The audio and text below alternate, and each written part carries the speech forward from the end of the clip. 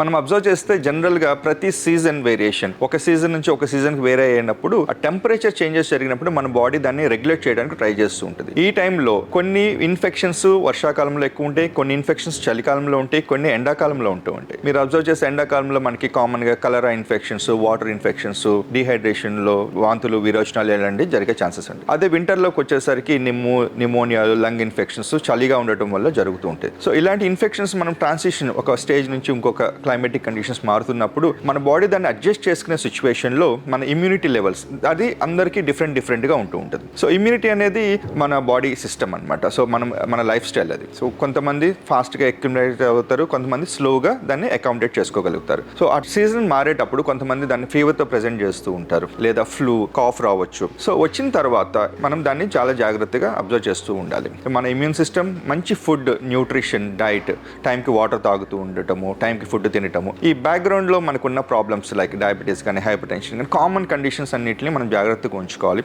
Hygiene maintain చేయాలి. Exercise చేస్తూ ఉంటే ఈ చిన్న చిన్న కాంప్లికేషన్స్ అన్ని ఈజీగా మనం అవాయిడ్ చేయొచ్చు.